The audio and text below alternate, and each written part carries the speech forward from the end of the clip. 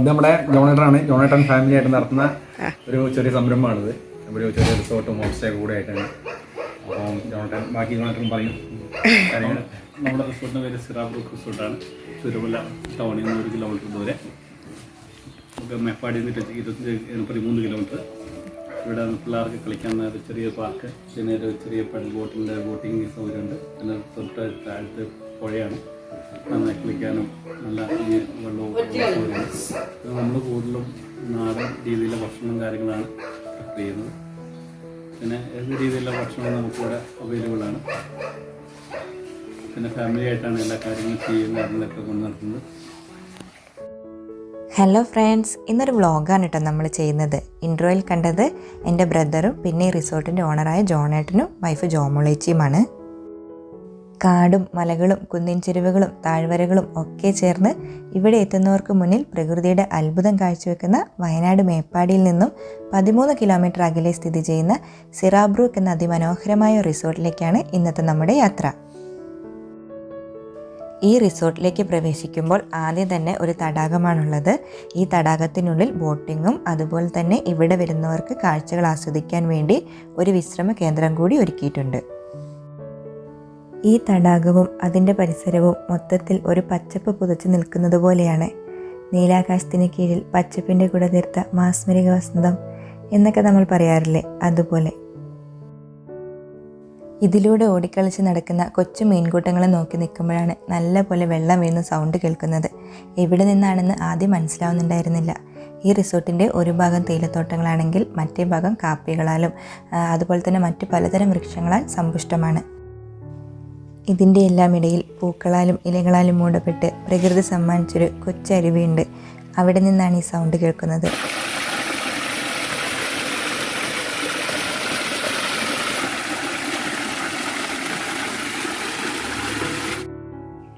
ഇത് മരത്തടികളാൽ നിർമ്മിച്ചതാണ്. പിന്നെ ഇതൊരു പ്രൊമോഷൻ വീഡിയോ ഒന്നുമല്ല.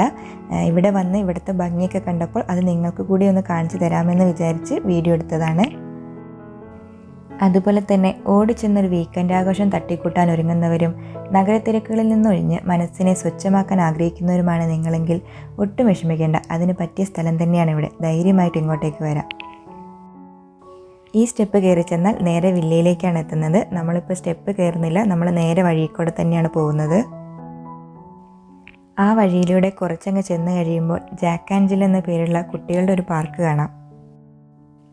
നമ്മൾ ഫാമിലിയൊക്കെ ആയിട്ടൊരു ട്രിപ്പ് പോവുകയാണെങ്കിൽ കുട്ടികളുടെ പ്രയോറിറ്റി നമ്മൾ എന്തായാലും നോക്കും. അതിനനുസരിച്ച് കുട്ടികൾക്ക് ഇഷ്ടപ്പെടുന്ന രീതിയിലുള്ള അറേഞ്ച്മെൻറ്റ്സ് ഒക്കെയാണ് ഇവിടെ ചെയ്തിട്ടുള്ളത്. തേയിലത്തോട്ടത്തിൻ്റെയും കാപ്പിത്തോട്ടത്തിൻ്റെയും നടുവിലൂടെയാണ് പാർക്കിലേക്കുള്ള വഴി. തേയിലക്കൃഷിയെ സ്വാധീനിക്കുന്ന ഏറ്റവും പ്രധാന ഘടകം കാലാവസ്ഥയാണ്. ഈർപ്പം നിറഞ്ഞ അന്തരീക്ഷവും ധാരാളം മഴയും തേയിലയുടെ വളർച്ചയ്ക്ക് എല്ലാ കാലത്തും ആവശ്യമാണ്. അതിനനുകൂലമായ കാലാവസ്ഥയാണ് ഇവിടെയുള്ളത്. ഈ പാർക്കിൽ നിന്ന് നോക്കിയാൽ അങ്ങ് ദൂരെയുള്ള കുന്നിൻ ചെരുവുകളും മലമേടുകളും വരെ നല്ല ഭംഗിയിൽ കാണാൻ സാധിക്കും.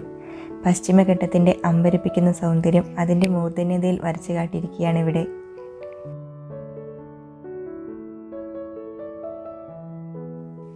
പാർക്ക് കണ്ടതും മക്കൾ വെറുതെ ഇരിക്കുമോ? ഭയങ്കര കളിയിലാണ്. ഒരുപാട് കാലത്തിന് ശേഷമാണ് ഇങ്ങനൊരു യാത്രയും ഇതുപോലൊരു പാർക്കുമൊക്കെ. അതുകൊണ്ടൊക്കെ തന്നെ അവർ ഭയങ്കര സന്തോഷത്തിലാണ്.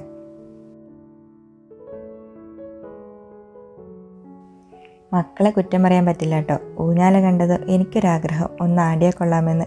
ഞാനും ഒട്ടും കുറച്ചില്ല. കിട്ടിയ ചാൻസ് മുതലാക്കാമെന്ന് വിചാരിച്ചു.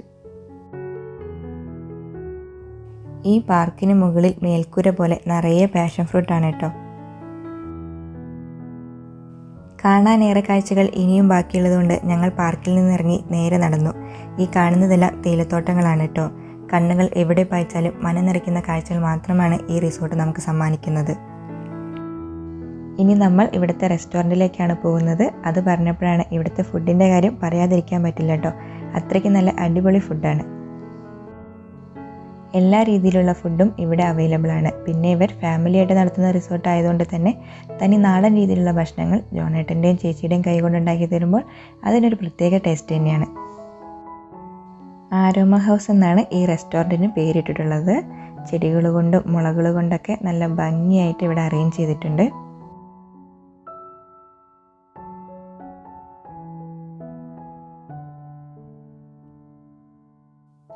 പിന്നെ ഫാമിലി ട്രിപ്പ് മാത്രമല്ല കേട്ടോ, ബിസിനസ് മീറ്റിംഗ്സിനുള്ള സൗകര്യങ്ങളും ഇവിടെ അവൈലബിൾ ആണ്.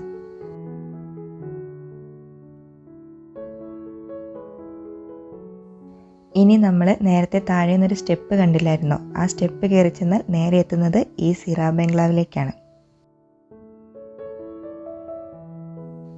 ഇവിടെ നല്ല ഭംഗിയുള്ള ഒരുപാട് പൂക്കളുണ്ട് കേട്ടോ. ഈ പൂക്കളെയൊക്കെ കണ്ടാൽ ഒന്ന് തലോടാൻ തോന്നാത്തവരായിട്ട് ആരാണ് ഉണ്ടാവുക അല്ലേ?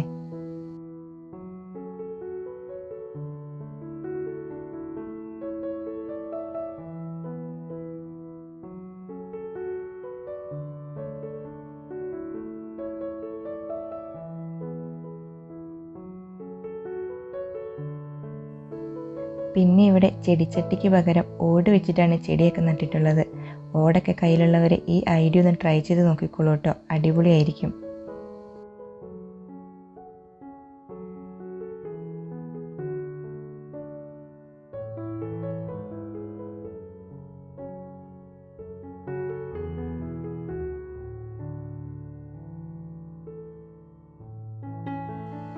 ഇത് ഒരു വെറൈറ്റി ചെടിയാണ് കേട്ടോ. ഇതിൻ്റെ പേര് കറക്റ്റ് എനിക്കറിയില്ല. ബാമ്പു വർഗത്തിൽപ്പെട്ട എന്തോ ആണെന്നാണ് തോന്നുന്നത്. എന്തായാലും നല്ല ഭംഗിയുണ്ട് കാണാൻ.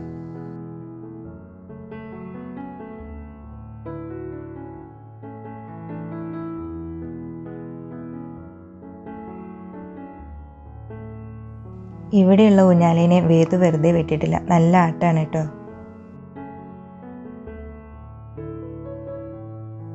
പൂക്കളും ചെടികളും മാത്രമല്ല കേട്ടോ ഈ റിസോർട്ടിനെ വ്യത്യസ്തമാക്കുന്നത്. ഒരുപാട് വെറൈറ്റി പഴവർഗ്ഗങ്ങളും ഉണ്ട് ഇവിടെ. ഈ കാണുന്നത് എഗ് ഫ്രൂട്ടാണ്, മുട്ടപ്പഴം എന്ന് പറയും. ഇതിന് ശരിക്കും മുട്ടയുടെ മഞ്ഞയൊക്കെ കഴിക്കുമ്പോഴുള്ള അതേ ടേസ്റ്റാണ്. പഴുത്ത് പറഞ്ഞാൽ ഞങ്ങൾക്കും കിട്ടി. അധികം ആരും അറിയപ്പെടാത്ത ഒരുപാട് ഗുണങ്ങളുള്ളൊരു പഴമാണിത്. കൂടാതെ നല്ല വെറൈറ്റി പേരയ്ക്കയും ചാമ്പയ്ക്കയും ഒക്കെ ഇവിടെയുണ്ട്.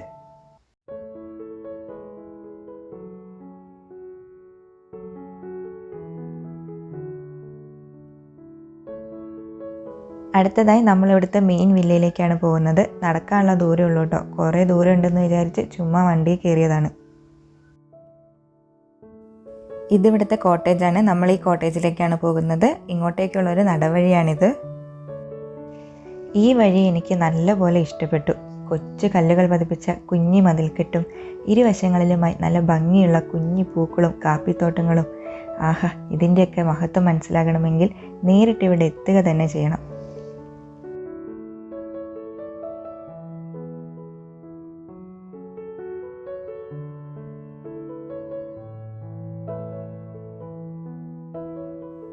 ഇവിടുത്തെ ചുറ്റുപാടുകൾ പോലെ തന്നെ മനോഹരമാണ് ഇവിടുത്തെ കോട്ടേജുകളും. നല്ല തണുപ്പും കോടമഞ്ഞും ഇളം വെയിലുമൊക്കെ ആയിട്ട് നല്ലൊരു കാലാവസ്ഥ തന്നെയാണ് ഇവിടെയുള്ളത്. ഇതൊരു നേച്ചർ ഫ്രണ്ട്ലി ആയിട്ടുള്ള ഫോറസ്റ്റ് ആംബിയൻസ് ഒക്കെ ഉള്ളൊരു കോട്ടേജാണ്. ഇതിൻ്റെ ഓപ്പോസിറ്റ് സൈഡ് ഫോറസ്റ്റും അതുപോലെ തന്നെ പുഴയും ഒക്കെയാണുള്ളത്. അതുകൊണ്ട് തന്നെ നല്ലതുപോലെ വെള്ളം വീഴുന്ന സൗണ്ട് ഇവിടെ നിന്നാൽ കേൾക്കാൻ സാധിക്കും. കാണാൻ നല്ല ഭംഗിയും അത്യാവശ്യം നല്ല സൗകര്യമുള്ള റൂമാണ് ഇവിടെ ഉള്ളത്. നല്ല നീറ്റ് ആൻഡ് ക്ലീൻ ആയിട്ട് എല്ലാം അറേഞ്ച് ചെയ്തിട്ടുണ്ട്. നല്ല ഭംഗിയുള്ള ബെഡും അതുപോലെ തന്നെ ടിവിയും അങ്ങനെ അത്യാവശ്യം വേണ്ടുന്ന എല്ലാ ഫെസിലിറ്റീസും ഇവിടെ അവൈലബിൾ ആണ്.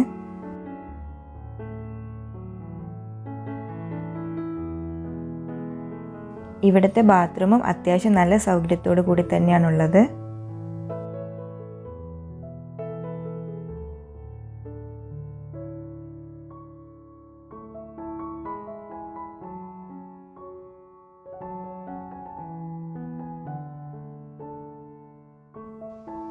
ഇനി പോകുന്നത് പുഴയിലേക്കാണ്. ഈ കോട്ടേജിന് താഴെയായിട്ട് നല്ലൊരു അടിപൊളി പുഴയുണ്ട്. പുഴയുണ്ടെന്ന് പറഞ്ഞിരുന്നെങ്കിലും ഇത്രയ്ക്കും വലിയ പുഴയാണെന്ന് വിചാരിച്ചിരുന്നില്ല. പ്രകൃതി തന്നെ ഇങ്ങനെയുള്ള അത്ഭുതങ്ങളൊക്കെ കാഴ്ചവെക്കുന്നത് കൊണ്ട് എക്സ്ട്രാ സ്വിമ്മിംഗ് പൂളിൻ്റെ ഒന്നും ആവശ്യം ഇവിടെ വരുന്നില്ല.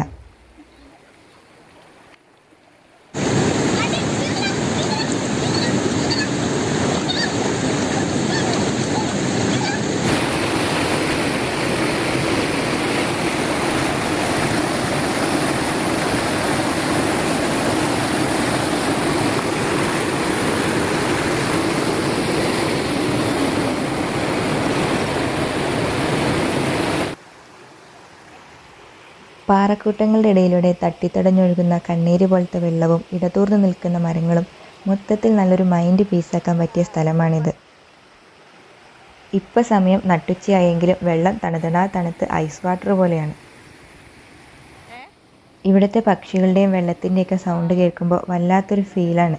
മഴക്കാലത്ത് ഇവിടെ വരികയാണെങ്കിൽ കുറച്ചുകൂടി സൗന്ദര്യം കൂടുമ്പോഴേക്ക് അപ്പോൾ ഇതിലും കൂടുതൽ വെള്ളമായിരിക്കും.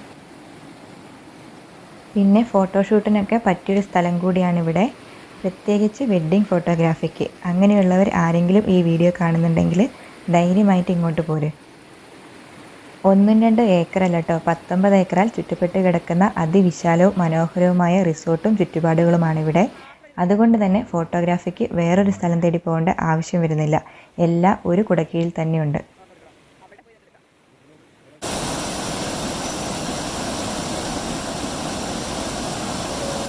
അങ്ങനെ ഫുഡൊക്കെ കഴിച്ച് മനസ്സും വയറും ഒരുപോലെ നിറഞ്ഞ് ഞങ്ങൾ ഇവിടുന്ന് യാത്രയാവുകയാണ്.